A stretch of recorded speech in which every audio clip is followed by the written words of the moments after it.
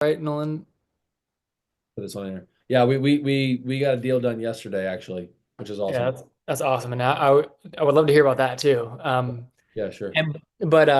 Anyways, so yeah, I hit him up and I said, "Hey, we got this deal going. Are you guys interested in this asset?" And he was like, and I told him, "You guys were the first people the first bank that I ran this deal by."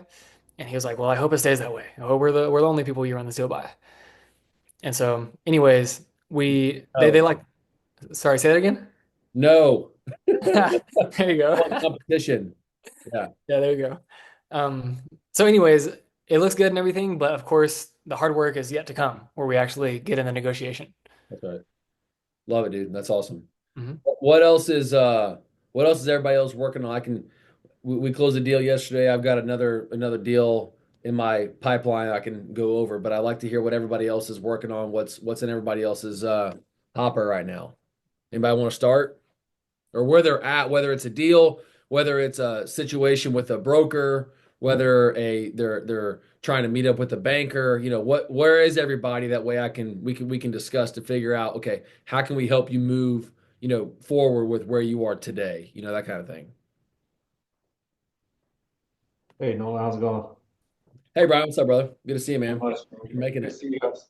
Yeah. I'll chime in since and take advantage of you guys' time. But yeah, I guess where I'm at is I don't really have any brokers that I'm working with, so I'm just trying to like cold source deals. And that seems pretty tough, especially in California. Like seems like almost impossible to find a deal that fits in the numbers, right? And so what I do typically is search out of state, and that seems also very challenging, right? Because you can't like walk a property and things like that. And so it's kind of curious your thoughts on like cold sourcing and out of state investments. If the numbers work, do the numbers work? Can you do the deal, or like what are your thoughts on that? And 100%. So I think there's a couple of answers. I don't think you're wrong with uh property being offered at a certain price. So let's say it throws off in California. I don't know the exact numbers compared to where I am, but let's say some rent is $100,000 a year. Maybe it's more, maybe it's less. But then if they're offering at a five cap, that's a $2 million purchase, right? Meaning that it's 100,000 divided by 2 million equals 5% of what they're offering. Now, in my book, in the way that I think about it, I could be wrong, but somebody offering a property at that low of a cap rate is just candidly not motivated. They don't come across as somebody that's wanting to really sell their property. Again, I tell every one of like, shit, I talked to a broker this afternoon. He called me, was like, hey, were your ears burning? I called him. He's like, were your ears burning? And I was like, I mean, what's going on, man? Like, what's happening? And he has like an HVAC guy that might want to rent one of my buildings or whatever. But because you want to sell anything? I was like, dude, every one of my buildings is for sale. Everything is always for sale at a price that somebody, would want to pay, at a price that I'm willing to accept. So to answer your question, I think a lot of people that are putting buildings out on the marketplace at these ridiculous cap rates are not very motivated, number one, but they're also not targeting you, the buyer. They're targeting 1031, uh, the 1031 guys, or they're targeting some type of fund or teachers union fund, pension fund that has to place capital into something, and they're much rather take on a six cap rate or a 5.5 cap rate that's more stable versus taking on a higher risk or a higher potential cap rate deal like what we're chasing. So I'm not Or, saying what you're looking at is wrong. What's that? oh, sorry, I didn't mean to interrupt. I thought you were done. Yeah. Or they're looking for owner users as well too. Yeah, right, right. yeah, well, seems to be like a lot of them are looking for like 1031s. Like when I talk to the brokers and call them, they're, oh, do you got 1031? No, I don't, and that seems like one of the things they're really looking for. And they're like, oh yeah, we get deals done all the time, 6, 7% cap rate. And I'm like, Dude, that's just like huh? the bank won't lend money on those deals. Like That's there's no also what I debt was service thinking. ratio. It I doesn't. when I plug the numbers into the pro forma, which I do a lot, and I'm like, the DSCR is like 1.1 or 1.2. It's pretty Mhm. low, right? But yeah, Yeah. And it's not like, and I don't think that what you're doing is a bad thing. What I would recommend doing, like this is something that I'll just say that I do have on the weekends. Like my son Pryor and I, it's a boys only for a couple of hours when sister goes down for a nap. Him and I will just go drive around. We'll go look, and again, we let the brokers do the heavy lifting. But my son and I will just kind of drive around some of our other buildings, and I'll just kind of jot down some addresses that I like. And then I'll spend, I mean, Zane can hear me on the phone in the other room. I I'm making calls to these people just like wondering if they have any appetite to sell something. And at that point, the way you can entice those sellers is, of course, they might hire a broker, and that's what it is. That's fine. They might not be that motivated, or they don't. Most of them just don't understand the value or what their building is actually worth, and that's where you can get a deal. Or on top of it, somebody that's actually motivated. Like again, something's in a trust. Like the deal that I closed yesterday, the seller. First of all, there's two things. The seller had a residential real estate agent that was a family friend from out of state represent them, okay? Which number one is totally an awesome opportunity, like a red flag for investors. Like, okay, awesome. That means the out of state broker has no clue because she's in residential, number one. But second of all, she doesn't know how real estate is actually underwritten. And on top of it, unfortunately, her dad had passed away 6 or 7 months ago. It fell into a trust. She was the trustee, and she was like, "Look, I don't want to really own real estate. I just want to get the cash and kind of move on. Like, that was my daddy's, like the whole thing." Well, I say all this because she had a real estate agent representative that was residential, that was out of state. The seller was motivated because of her emotional and personal situation. The property had two buildings on the parcel that we actually surveyed and separated. So there was a couple of things that had to be done in order to get the deal that we ended up getting.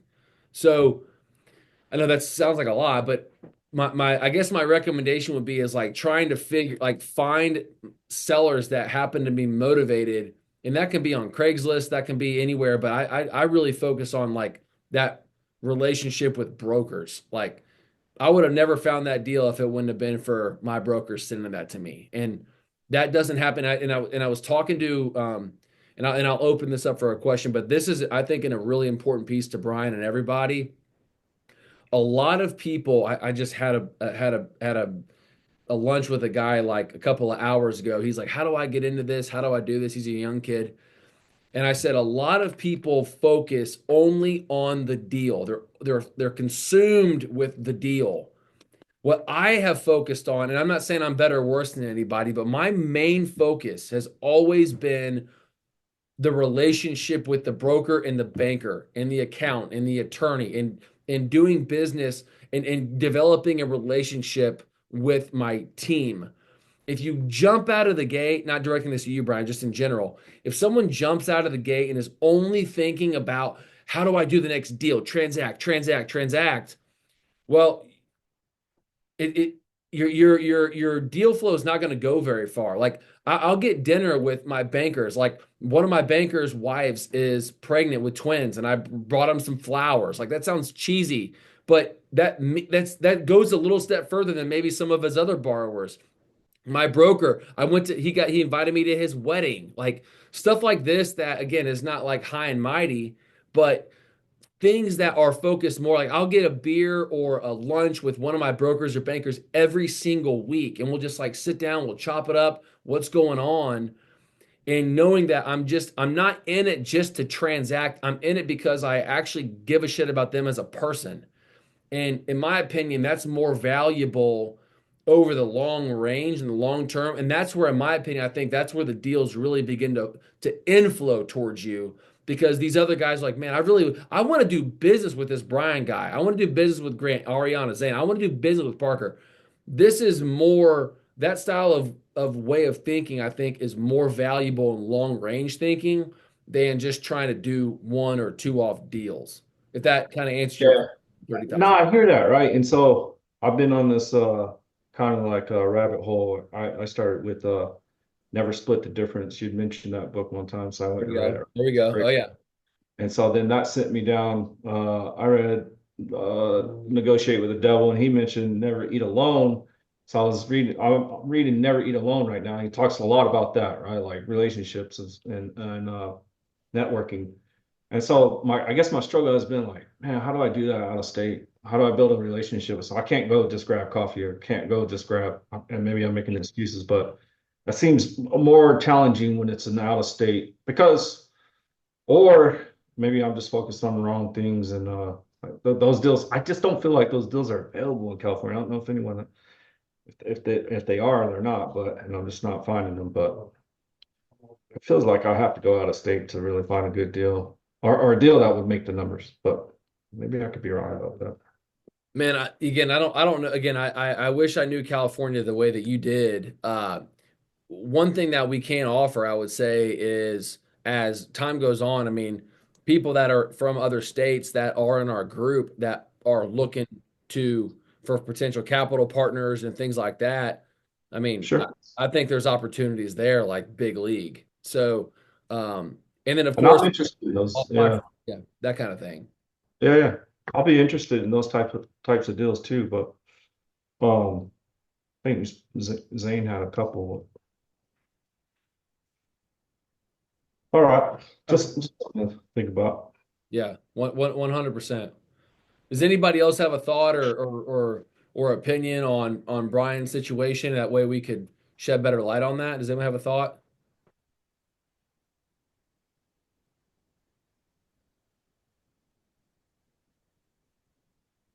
Hey Brian, I'm in South Florida and I feel I'm kind of like in the same boat where there's a lot of 4 or 5 cap rates. And also the broker thing. Like I've met a few brokers. I've even tried to like I'm all about that developing too. Like that's neat that Nolan is really pushing that.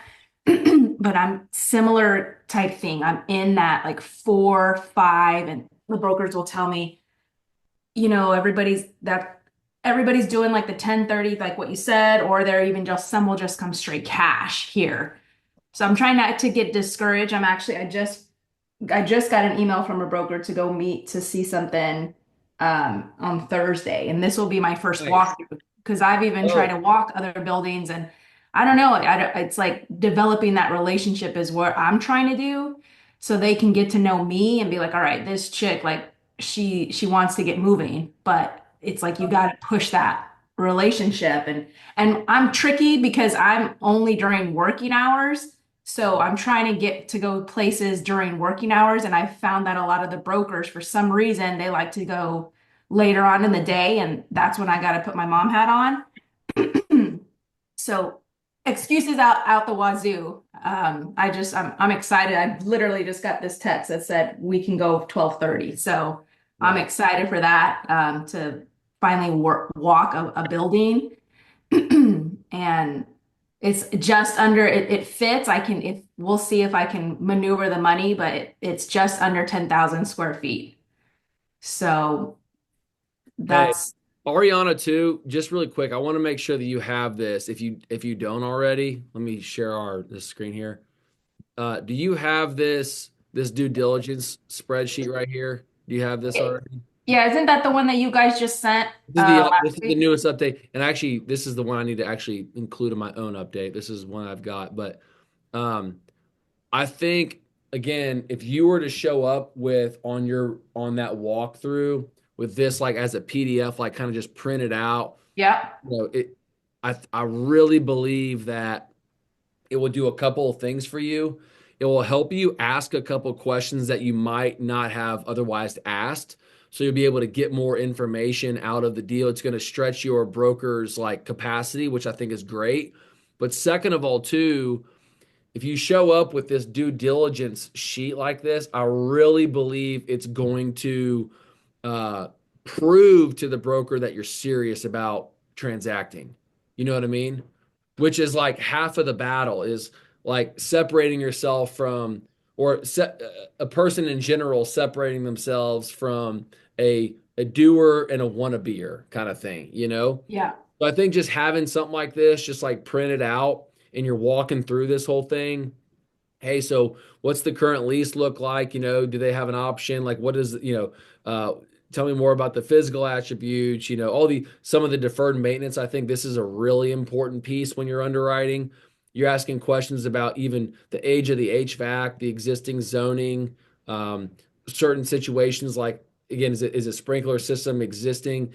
If it's not, are you going to have to go into the city and actually get a sprinkler system? Like just questions that come up that might not be, you're only looking at just the physical attributes, but these are stuff that actually comes into play when you're doing the underwriting, and you can save yourself some time instead of being under contract and gathering all this information afterward. And then you realize, okay, maybe this deal isn't exactly what it's all cracked up to be, that kind of Yeah. thing. So just something to think about too. I'd really recommend like having all this stuff, having these boxes checked, but then also bringing this info here so you can, just show it. I think it just kind of shows a little higher level of sophistication, if that makes sense. Yeah, no, 100%. So something to think about. That's exciting for you. That's great news. That's awesome. Yeah, thank you. Hopefully, we'll see. Like I said, I'm not going in there going guns a-blazing, but hopefully I can develop a relationship with this guy. And I mean, I already know he's expecting a kid.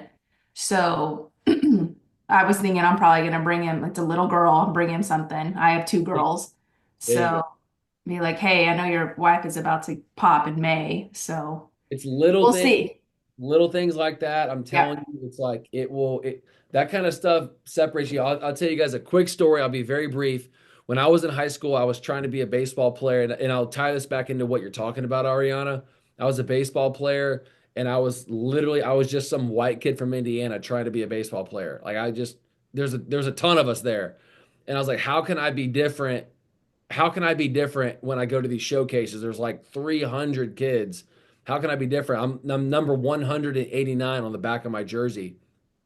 And what I would do is, it sounds cliche, but I would go during batting practice. I would be like power shack. I'd be like sprinting after balls and like trying to grab like fly balls and do the whole thing, to where then basically the guys that are hitting the ball, it's great and everything, but then it'd be like, who is this number 189 guy? Who's this like random kid?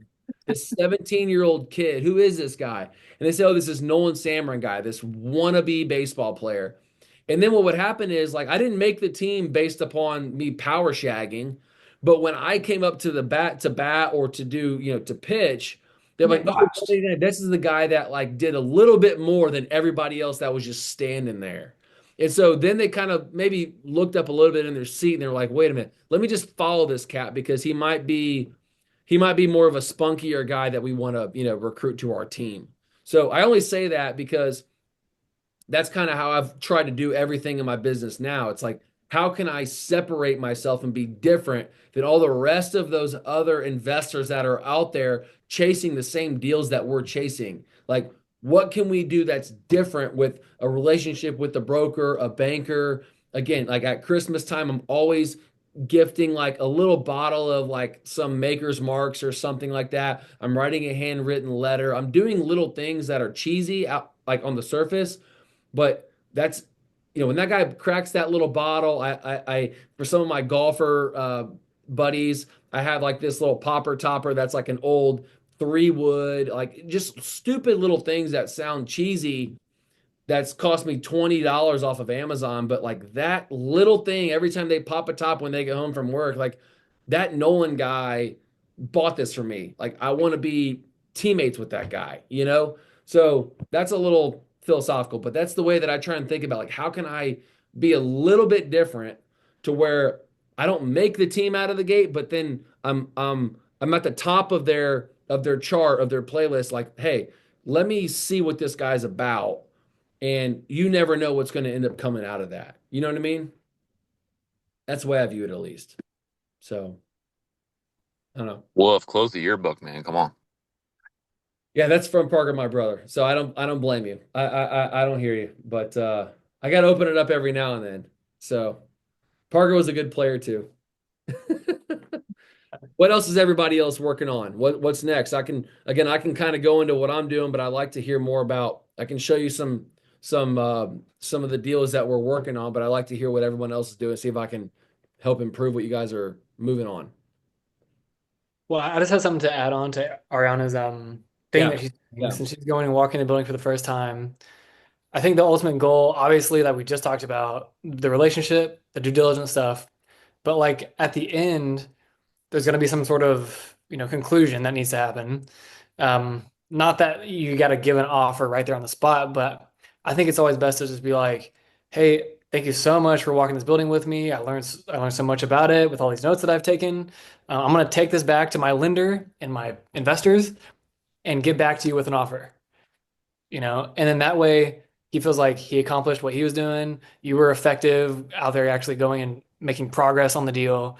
And then you can come back to us and you and I can sit down and like talk about the deal and then create an offer using the pro forma and everything and our little templates that we have on the onboarding folder and then actually give him an offer. So that I just wanted to say that way you can know what the ultimate like ending piece of walking a deal is all Oh, about. perfect. So when I'm with this due diligence, I'm assuming like I'm gonna obviously be with my broker and the guy's broker. So I just start talking to them about the due diligence stuff, correct? Everything like asking them the questions as we're walking and is that what you Yeah, would yeah. And okay. so and I know Nolan's definitely thinking like talk about them, talk about like how Right, you yeah. get into it and all that stuff too. Which is the relationship part. But obviously ultimately the goal here is to buy this building. They're there to sell the building. Um, Even if the deal doesn't make sense numbers wise, then like at least we can give it a shot, and tell them either, hey, I ran it by my lender and my investor that's interested in doing one of these deals and my partner or whatever you want to say. And we just we went over the details of the deal. We love the physical attributes about it. Um, but unfortunately, I just don't want to make an offer that might offend the seller right now. Thank you so much. I can give you what we have, but I wouldn't want to offend anybody. And Yeah. then just kind of make them say, "Oh no, please, you're not going to offend anybody. Please make me an offer." And that way you get some permission to yeah, make an offer that makes sense for us. yeah.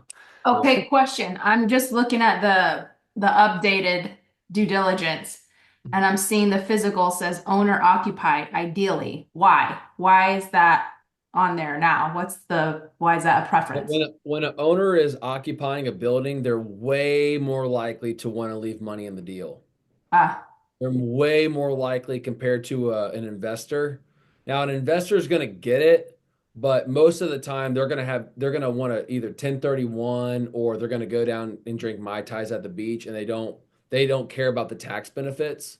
An owner user more likely than not will have owned that property for a decent amount of time. So, like, I'll give you an example. We bought a building a couple years ago, and the guy had owned the building for like 12 years at that point, 14 years at that point, and he did not.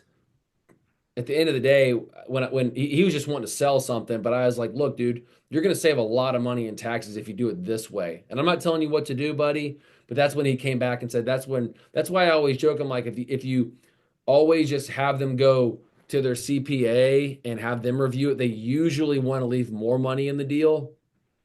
Most of the time, investors, they have a little bit of an ego, a little bit of a not an arrogance, but just a very over the top confidence that they're smarter than you and they're trying to beat you. And that's mm, not right or wrong, but it's usually when it's an investor, it's you versus them. mm-hmm, For users, it's really like 90% of the time they're like on board with you, especially after you introduce yourself as a seller consultant. They're like, "Oh, got it. So you're trying to help me save money in tax." I'm like, "That's the whole point here. Yeah, I'm gonna buy your property. It's gonna be great. You're going to get a great, cash out day. But really, the whole point of this transaction is to save you money in tax. And when it's positioned that way versus the investor trying to beat you down on the price or the cost or whatever, it's just a totally different relationship out of the gate. So I'm not saying that it's wrong to purchase property from other investors, but it's a different due diligence and underwriting process for investors than it would be if you're dealing with an owner user, if that makes sense. Okay. And not only that, not only we're trying to save the money in taxes, but they're not only selling this building, they're going to sell their business inside of it too. So their income is going to be severely sliced, if not eradicated. Yeah, they'll have a war chest, but they don't think about it. I mean, I have to educate them most, like not most, every single time that, like, look, I'm not telling you what to do, buddy, but when you sell this business and this building, you're gonna have this awesome war chest of a couple of $1 million, but now you no longer have new income coming. You have no new money coming in. And they're like, oh shit. Okay, so now it's basically for them at that point, it's a race against time. Like, am I going to outlive my money or is my money going to outlive me? And then it puts them in this predicament and it gives them anxiety. And that's when I offer that solution. And they're like, oh, so that's why you're offering this solution. And then that's where the oxytocin release happens in their brain. And then they become your teammate. Okay. That's kind of the game within the game, I guess. Sure. And then the purchase price, I'm seeing 1 mil to 5 mil. Are we capped out at 5 mil, or that's just something that you're kind of putting on there? No, no, we're definitely not there. There's no floor or ceiling. The reason why that we stick between the 1 and 5 million, again, you guys can do anything that you want. Yeah. Main reason I really like those styles of property is because anything larger than 5 million, you have a different competitor purchasing that property. You're competing against funds, you're competing against like pension funds and Yeah. institutions. Anybody below $1 million, you're tending to compete against the solo investor or somebody that's like a residential guy or an apartment guy that's just, trying to take down like something smaller. The 1 to 5 million, again, you're going to have competition, of course, but it tends to be a lot smaller, condensed, and you're also dealing with tenants that have good income, but they're not publicly traded, and they're also not people that are like random, just random people that have wishy-washy income. You usually have like a more of an established business that is, they understand that their rent is a fixed cost on their balance sheet in their profit and loss statement. So it's like I mentioned in the past, maybe it's the largest. There's 1.2 million businesses in the United States that have gross revenue between $2 and $15 million. And the reason I just kind of chose that, I was like, what are these guys occupying? What are they using? And it was the 10 to 40,000 feet, 16-foot ceiling heights, multiple roll of doors, less than a mile off the highway. Like that's how I kind of came up with that, like those physical attributes, because it's basically the largest, most stable pool of tenant and business owners in the United States. Hmm. Where again, you got somebody that's earning $8 million in revenue. You're not going to have to worry about somebody not having enough money to pay you rent on time, and they're occupying a 14,000 square foot warehouse, off of the highway.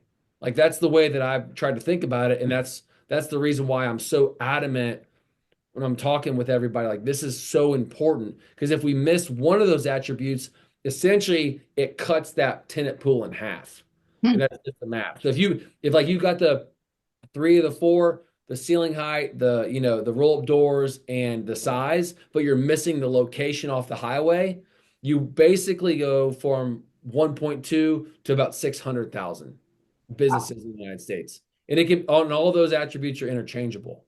So that's what I'm saying. Like you guys can do anything that you want. I just focus, and Zane, we focus really, really hard on those types of buildings because it allows you to really, really lower the risk of vacancy, which candidly on the upside is allows you to increase the bankability of the deal. And the bank's going to want to lend you money because of that location and also that tenant pool, if that makes sense. Yeah. Thank you. That's why. And And by all means, like if you can find a deal outside of the 1 to 5 million that makes sense, financially, then that's great. I mean, preferably more. And we could go figure out how to get the financing done. But if you go lower than 1 million or too low, I mean, that defeats the purpose of buying big deals and like making more money. So that was just like a guideline for you guys to kind of go look out for. That's all. Yeah. Got it. It's a diminishing return, right? On the lower, the amount of time it takes to negotiate and go through a deal at a lower return, at a lower price point, going to be making less money, and Yeah, so it's really worth it at that point, probably. exactly. Yeah, and on top of that too, Brian, I wouldn't disagree at all. It's you do a $1 million deal, you're not only not going to want to look at $1 million anything below that again, but you're like, oh, why is my broker sending me a $400,000? You're going to get disgusted with the $400,000 deal. You're going to only want to look at the big boy deals, and like from a psychological way of thinking, you're going to want to only do big deals moving forward. You're like, wait, I can do $1 million deal. That wasn't that much more difficult than doing a $50,000 house. What if I was to look at a $1.7 million deal? And then you just like, then your mind just starts to think bigger and bigger. And then you're like, well, a 1.5 million deal is like the middle of the fairway for you. And you just it starts to become not easy, but you understand, okay, here's the next step. Here's the next step. Here's how I raise money. Here's how I talk to the seller. And what do you know? You start this compounding process. And then your broker's like, well, this dude's only closing deals. I'm going to start sending him more. And then you just got more coming your direction. It doesn't happen out of the gate, but that style of like thinking allows that compounding to work for you, if that makes sense. Makes sense. Yeah. It's kind of wondering, on owner occupied deals, is there any benefit? I don't know if that's the right word, if I'm articulating this question correctly, but in having a lower than market rent, because it would lower the like your purchase price potentially. I don't know if that makes sense or if I'm asking the right way, but I was If just thinking. somebody is owner using and they have if they have a lower than market rent Well, and they don't have a lease, right? So they don't have a lease at the moment, but they're willing to sign a lease with you once you purchase the building. But they're asking upfront, hey, can I have a rent at, like, let's just say market is $1 a month and they're asking for like 62 cents a month.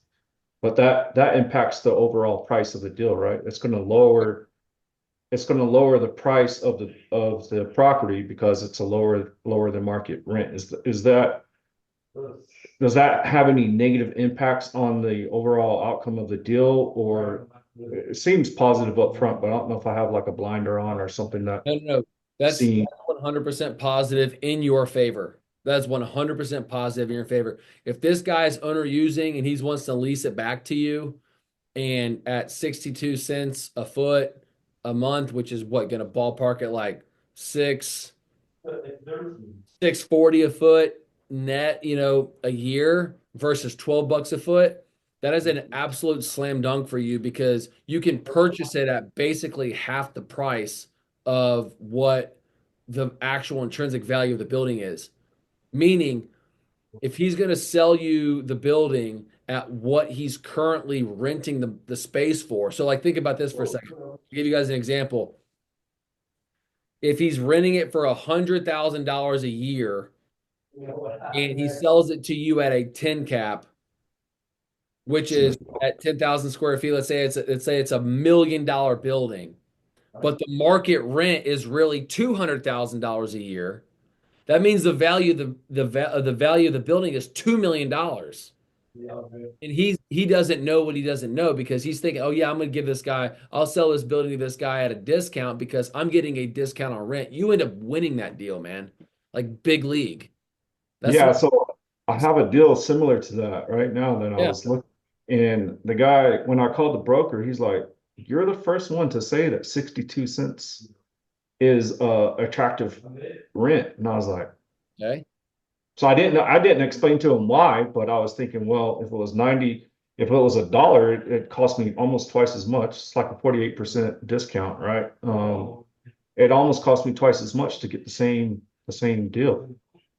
And he's out of state, so I'm trying to do a walk. That one's actually a local property to where I live, and it surprised me because I think they're asking at like 8.5% cap rate. Well, again, I would challenge you, or I would challenge anybody, and a price being offered, and Zane knows this too. The price being offered on something is, in my book, totally irrelevant. I could not care any less what somebody's offering something for. I'm going to back into my numbers and make an offer based upon what makes mathematical sense for me and my banker and my partners. So that's one thing. But second of all, if you, again, and I think this is a great idea for you, imagine if you rolled up to this broker and you had this, one pager of like how and why this strategy of offering the way that you are works.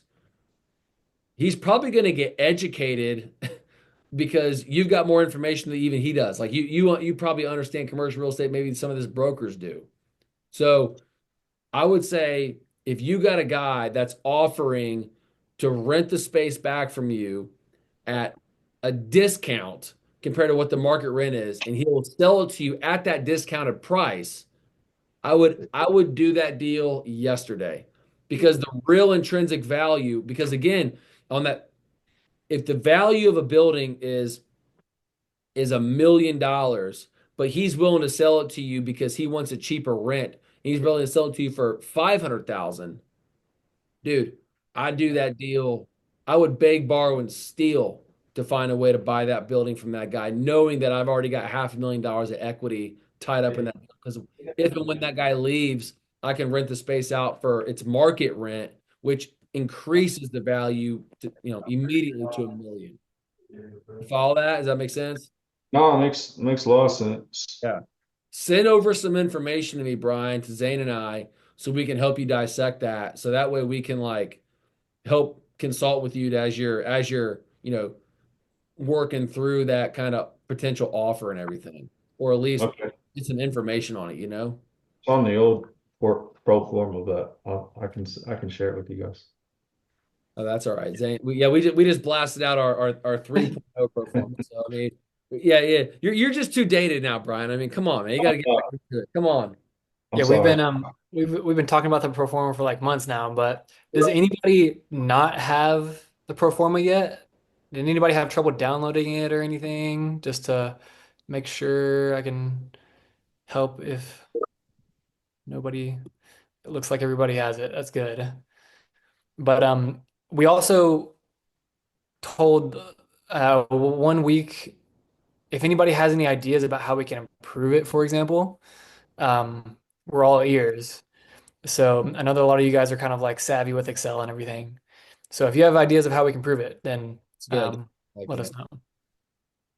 Yeah, I had a little idea about that. I'm not sure. I kind of do it on every single one that I am underwriting. I do like an equal sign, and I start to kind of work backwards from like a rent per foot, and then I do it like per year and then per month.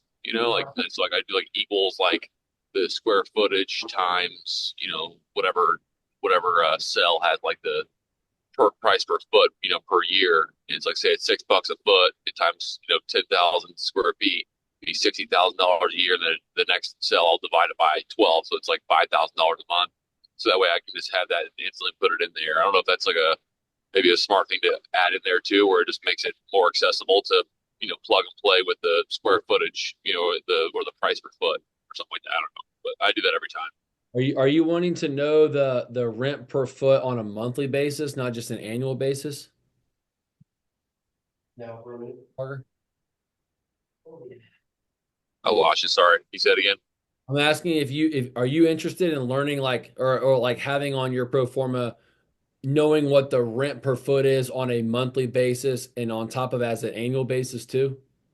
Correct, because on the top left, I don't have it. Obviously, I'm driving right now, but it has like you'll say like what's the monthly rent, and then that plugs it in everything else throughout the whole rest of the pro forma. Right. And yeah, so like right there, it says monthly rent, and then it goes into the rent per foot. So like the rent per foot there, like I'll go up to the left and I'll type like equals, the cell of, the square foot, and then I'll type times, and then times the other cell, which is I'll put like, oh, it's $6 a foot, and then I'll have another cell that says, that number times 12, which makes it the annualized NOI. Just so that way it's like I can see what it looks like per year plus per month, and then I can plug and say, oh, like what's the market rent here? It's typically $8 a foot, or what would it look like if we got 70% of the market rent? Say it's $9 a foot. We actually, but in reality, we want to do it quick at 825. What would it look like here? And then what does that do to my DSCR down below? Stuff like that. Okay. Yeah, I do something similar. I actually find myself playing in column E and F quite a bit, doing something similar. Well, if Parker, a little hard to understand, but I would love if you could send me an email about Yeah, about what I'm you curious said. about that too. I mean, for everybody as well, because like I said, I mean, again, this pro forma guys, like this has been something that we've been working on for it's constantly being improved. I mean, all these tabs and stuff. I mean, we've just been adding this over the years, So we just put some color to it like a month ago. So basically, if you got an opinion of ways that we can improve this, again, something that will impact you to where you don't have to figure it out. Zane and I, this is what we spend our time doing, like trying to help you guys not spend time doing shit like this. Like we want to do this for you to where all you got to do is plug and play and it allows you to be more efficient when you're underwriting deals. Like that's our whole goal here. So yeah, Parker, if you're not opposed to it, man, I would love to see that email too on like what would work for you, Brian, if you got an opinion on that or whoever does. I So would love to see what you guys are interested in, and then we can just find a way to input this on our pro forma to where it will benefit you, and then it will also benefit everybody else too because they're gonna see something that they might not have looked at before that can impact their underwriting as well. yeah. Well, right here, just even you have a monthly rent is 17,000, and then the rent per square feet is 785, but that rent per square foot is a yearly rent. It's not, that's a yearly price, not a monthly price, Correct. if Correct. I'm not mistaken. Yeah, so that's almost two different views of the rent. But one's expressed per square foot yearly, and one's expressed per square foot monthly.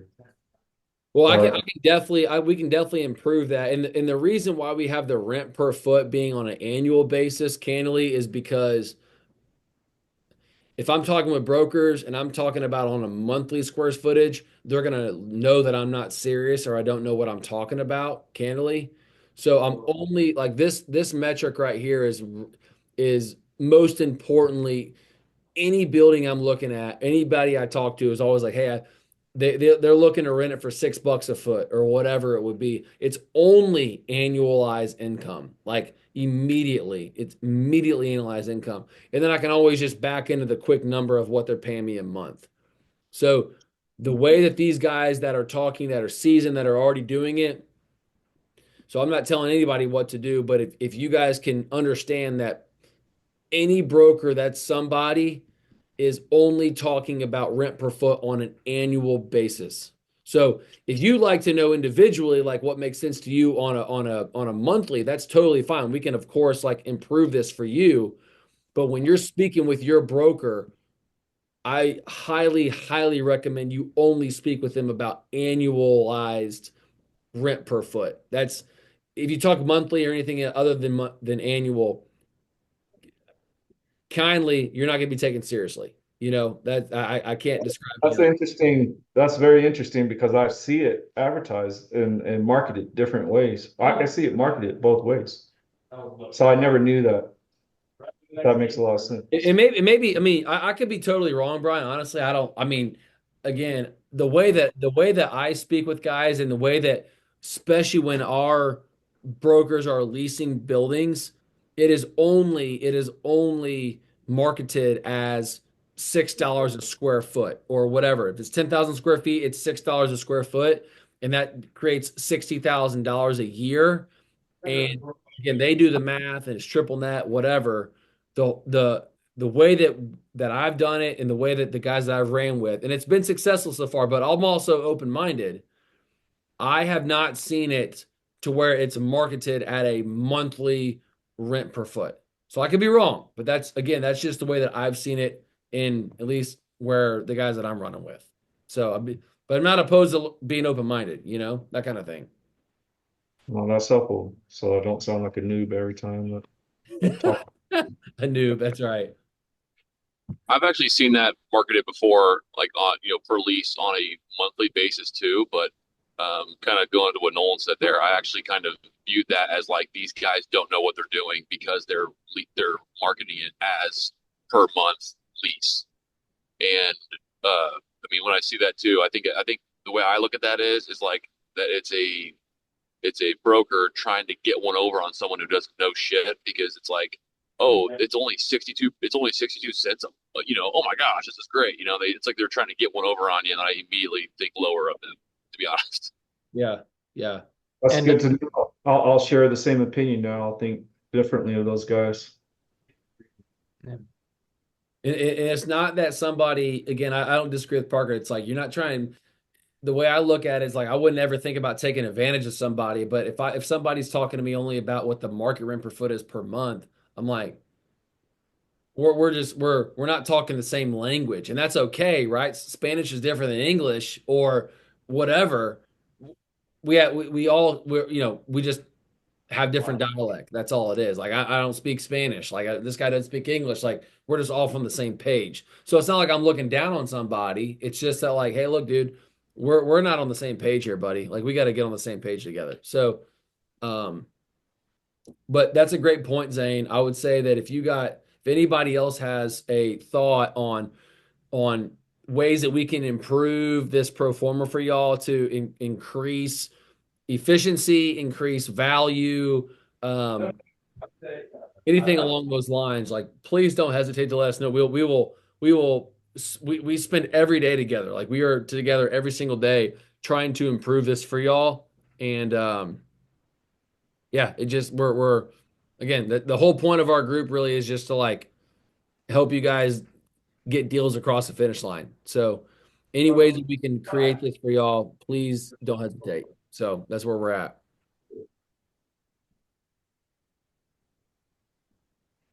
Anybody else as we're coming to the end of our call here? I want to make sure that we're all on the same page here. I know that it's been great combo, great insight.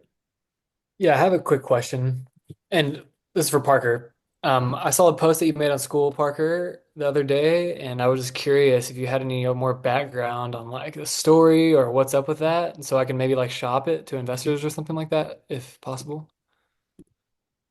If you can still hear Yeah, me. I mean, it's kind of a different deal than this. I've talked to these guys a few times, and they're like a family office, and I think that what they do is they buy these deals at like at a discount, and I think they try to kind of just flip them and make a profit. So I don't think it's going to be much of a seller finance play or anything like that. But they're like, hey, this we've already got appraisals at like 3.8, like from like a year or two ago, and if we were to go to try and sell this for $4 million, we could definitely get it appraised, no problem, and this and that. I mean, they sent me all the tenant financials; they all look good. They sent me everything; looks great. But then I sent my like just a quick assumptions page of the pro forma, as well as they actually got like a term sheet from a bank for it too. So it's like it's already like bankable, which is really great. So I'm like, it's just not. It's like a 7.5 cap though going in. They haven't really been able. They're not really budging on that price. But I was like, well, if somebody wanted to, that's kind of one of those things where I'm like, if someone wanted to take it, I'm not going to be like, oh, give me equity or like that. Just more like, somebody's wanting to on that thing they sent, like the little screenshot I sent there. It's like I think it's like 335,000 that would need to be injected to get it done. But I mean, looks pretty good. And if you want me to connect you with these guys, they text me like every freaking day. So Nice. Nice. That's All good. right. Yeah, well, we'll be in touch. Maybe can find somebody that might be interested in it. I don't know. Yeah, I'd say this too. I mean, I would be. I haven't even looked at this, so I'm already intrigued, Yeah. candidly. Um, my initial thought is I've said it before, but my biggest hesitation is backing into a deal based upon some guys offering and making the deal work to by pinching financing, be like, hey, I'm gonna buy the debt down, or I'm gonna buy the interest rate down. I'm gonna go 25-year amortization, interest only for the first 24 months. Like get really creative with the financing side to make the deal work versus making the deal work based upon your underlying conservative financing. Does that make sense? Like that's the way that I think about something. And I'm not saying like what you're doing is wrong. I just I would be hesitant about trying to back into a deal by stretching amortization, buying debt down, and getting some interest only on something, and to make it pencil versus offering this dude a deal and not being afraid to walk away, because most of the people that offer something, we've experienced this a couple of times. When you make an offer and they're going to tell you to kick rocks, and then 4 weeks go by because they started to spend that money in their mind because they had an offer, they usually come back. I mean, Zane, am I crazy? Like I can't be. I mean, we've had a couple of members that have like, experienced that like firsthand, and Yeah. um, it's kind of crazy. So, um, this guy's that's not wanting to move off of 7.5 or whatever his cap rate is. Not saying it's right or wrong, but it doesn't sound like he's crazy motivated. Am I, Parker? Would you agree or disagree on like that kind of strategy? Am I crazy?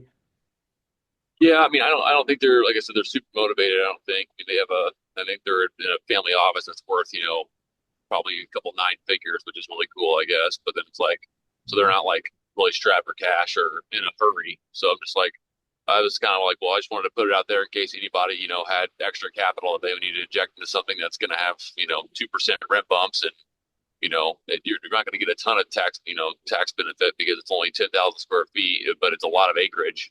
And, uh, but, Yeah. it's like someone wanted to park some cash and you could probably flip it pretty quick if you wanted to. But that's, I was like, that wasn't looking for anybody. I was trying to, look out for somebody else if they wanted to, do that deal themselves. Yeah. No, 100%. Okay, that's fair. Well, we appreciate you putting that out there, of course. Yeah, that's And if awesome. anybody has, interest in that or finding ways to negotiate, I mean, that's an awesome opportunity if someone has the capacity to go and negotiate like that. So we can, of course, introduce and maybe you and Parker can partner on that, which would be great. So Yeah, they like I said, they text me every day and they're like, if you have any people or investors who, are interested, like let us know. We'll hop on a call tomorrow, or whatever. So they're all about it. well, then maybe Awesome. maybe they are motivated. You never know. I mean, maybe they're just like calling your bluff and saying, "Hey, yeah, well, look, we'll make an offer, but it's got to make sense for us, and there's got to be some money left in the deal and the whole song and dance." I mean, you guys just never know until you ask, that kind of thing. For So sure. my opinion, at least. Cool. All right, everyone. Well, Zane, any final thoughts? I'm great call, everyone.